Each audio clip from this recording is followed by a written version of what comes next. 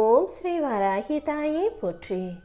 என் அன்பு குழந்தையே, இன்று இரவோடு இரவாகவே உன் வாழ்க்கையில் இருக்கக்கூடிய போராட்டங்கள் எல்லாத்தையும் முடிச்சு வச்சு நாளைக்கே உன் வாழ்க்கையில் அற்புதமான நல்ல விஷயங்கள் நடக்கும்படி இந்த வராகி அம்மா செஞ்சு காட்டிடுறேன் என் செல்லமே.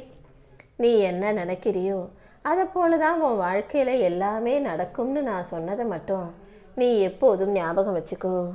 நல்ல விஷயங்களை நீ யோசிக்கும் போது உன் வாழ்க்கையில் எல்லாமே நல்ல விதமாக நடக்க ஆரம்பிக்கும்.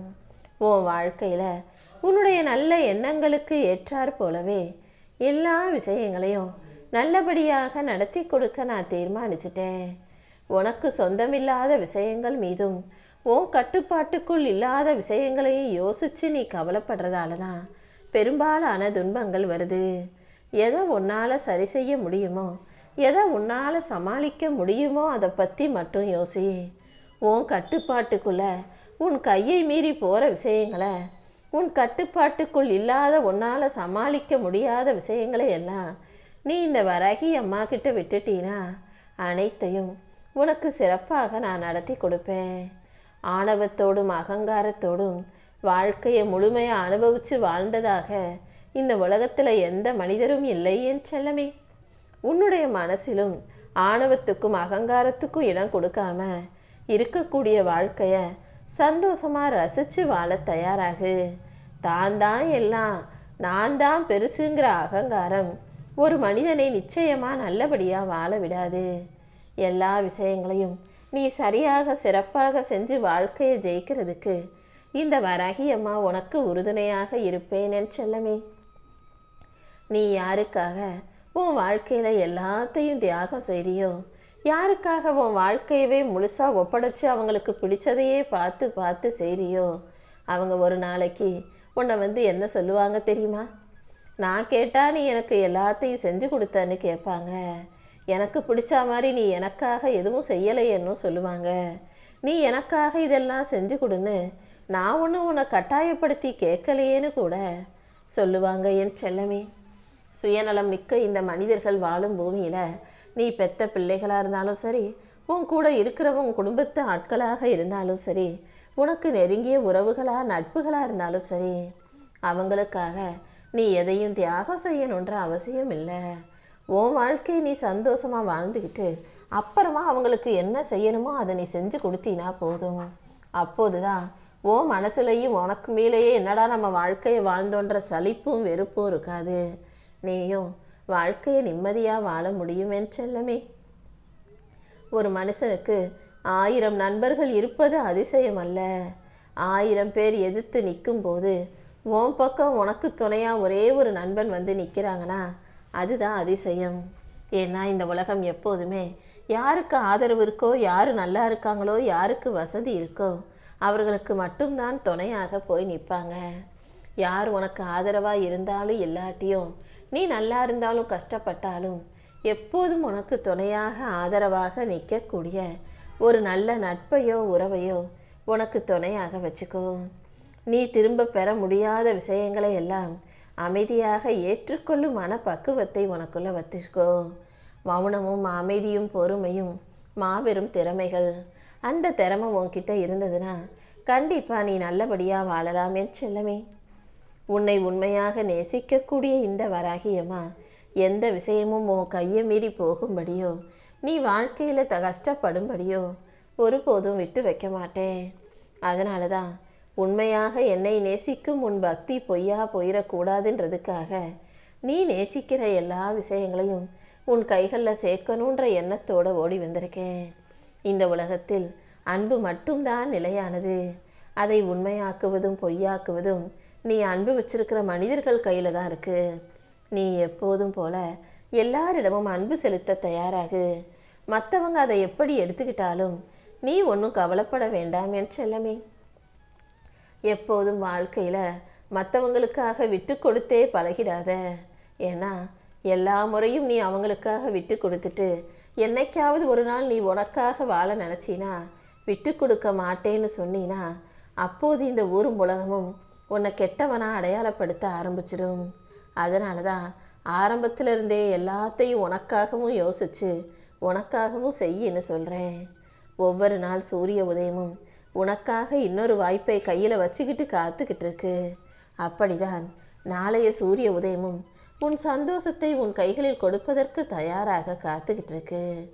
இந்த இரவு பொழுது எவ்வளவு இருட்டாக இருந்தாலும் சரி, நாளைய விடியலை நீ செய்த முயற்சிக்கு பலனாக வெளிச்சமான வாழ்க்கையாக இந்த வராகியம்மா நிச்சயமாக உன் கைகளில் ஒப்படைப்பேன் என் செல்லமே.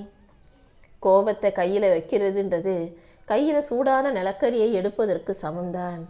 எப்போதும் கோபத்தை நீ உனக்குள்ளே வச்சுக்கிட்டினா அது உன்னையே சுட்டுவிடும் நிலக்கரியாக மாறிவிடும். கோபங்கிறதே உன் மனசில் இல்லாமல் நீ யார் மீதும் கோபப்படாமல் உன் வாழ்க்கையை சந்தோஷமாக வாழ தயாராகு.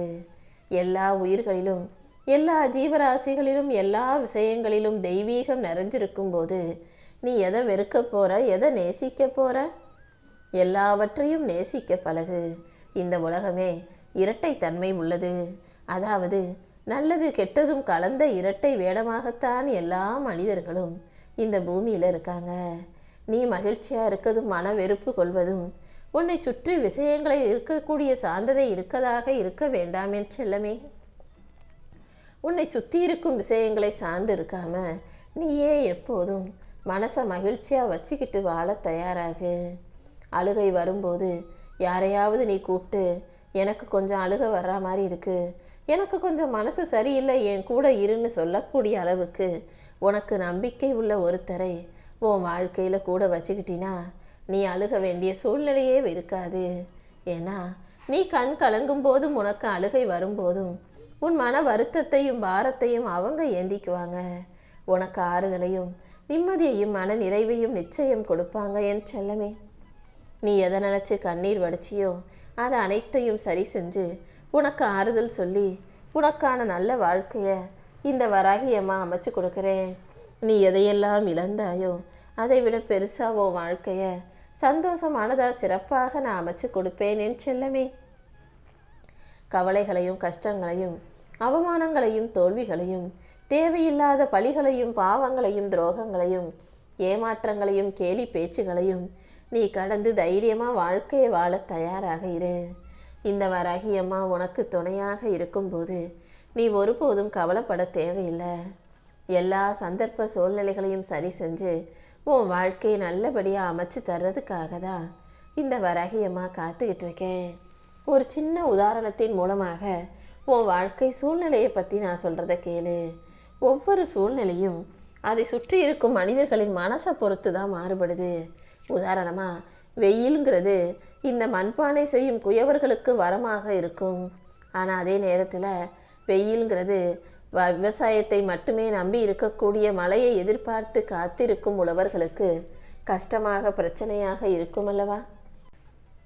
அதே போலதான் பள்ளிக்கூடத்தில் காலையில் 9 மணிக்கு அடிக்கிற பள்ளிக்கூடத்தின் மணி சத்தம் மாணவர்களுக்கு எரிச்சலை தருவதாக இருக்கும்.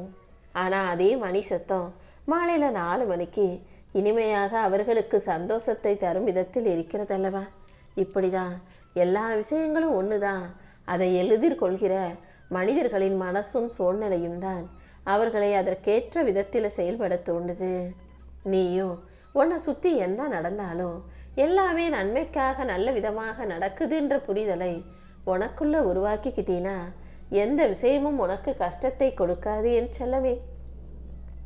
யார் என்ன தப்பு செஞ்சாலும் அவர்களை மன்னிக்கவும் அந்த மனசு மன்னிப்பை கடந்து மறந்து வரவும் நீ தயாராக இரு. அப்பொழுதுதான் மன அமைதிக்கு தகுதியான பிள்ளையாக உன்னால் இருக்க முடியும். எதையுமே நிர்பந்தமாக்கி நீ கட்டாயமாக செயல்பட வேண்டிய அவசியம் இல்லை. உன் வாழ்க்கையில் உனக்கு எதை பிடிக்குதோ அதை செய்ய. பிடிக்காத விஷயங்களை கண்டுக்காம கடந்து போய்கிட்டே இருக்க பழகிக்கோ என் செல்லமே. சின்ன சின்ன விஷயங்களையும் ஒன்றுமே இல்லாத பிரச்சனைகளையும் கூட யோசித்து கவலைப்பட்டு நீ வாழ்க்கையை வீணாக்கிட வேண்டாம். ஏன்னா சின்ன சின்ன விஷயங்களுக்கெல்லாம் நீ கவலைப்பட ஆரம்பிச்சினா அப்புறம் உனக்குள்ள பதட்டமும் நடுக்கமும் மன உளைச்சலும் அழுத்தமும் உன்னை பாடாய்படுத்த ஆரம்பிச்சிரும். அதனால தான் எதுவாக இருந்தாலும் பார்த்து செய்யன்னு சொல்கிறேன். எப்பவும் எந்த விஷயத்திலும் முதல்ல மன்னிப்பு கேட்குறவங்க தான் தைரியசாலி, முதல்ல மன்னிக்கிறவங்க தான் வலிமையான ஆட்கள். அது மட்டும் இல்லை, முதல்ல தனக்கு பிடிக்காததையும் தனக்கு கஷ்டத்தை தரும் விஷயத்தையும் மறப்பவர்கள்தான் மிகவும் மகிழ்ச்சியானவர்கள். நீ எப்போதும் தேவையற்ற விஷயங்களை மறக்கவும் மன்னிக்கவும் தைரியமா கடந்து வரவும் தயாராக இருந்துவிடு என் செல்லமே. கல்லுக்கு உருவத்தை கொடுக்கும் வரைக்கும் தான் நீ சிற்பி, அது கல்லு. ஆனா கல்லுக்கு உருவத்தை கொடுத்த பிறகு அது கடவுள், நீ தீண்டத்தகாதவன்னு முன்பெல்லாம் இருந்ததல்லவா? இப்போது அந்த நிலைமையை மாற்றி எல்லாரும் சமம்னு கொண்டு வந்தது நான் தான். என் அன்பு பிள்ளைகள் அனைவரையும் எனக்கு சமமாக நினைக்கக்கூடிய நானே ஒருத்தருக்கு நல்லதையும் ஒருத்தருக்கு கெட்டதையும் கண்டிப்பா செய்ய மாட்டேன். உன் வாழ்க்கையில நீ எதிர்பார்க்கிற மனிதர்கள் வாழ்க்கையை போல, நீ பார்த்து வியக்கிற மனிதர்களின் வாழ்க்கையை போல உனக்கும் எல்லாவற்றையும் எல்லா விஷயங்களையும் கொடுத்து உன்னை நல்லபடியா வாழ வைப்பேன் என் செல்லமே. உன்னை ஒருத்தன் கோபப்படுத்தி அதை பார்த்து சிரிச்சு சந்தோஷப்பட்டாங்கன்னா நீ ஒருபோதும் அந்த சந்தோஷத்தை அவர்களுக்கு கொடுக்காதே.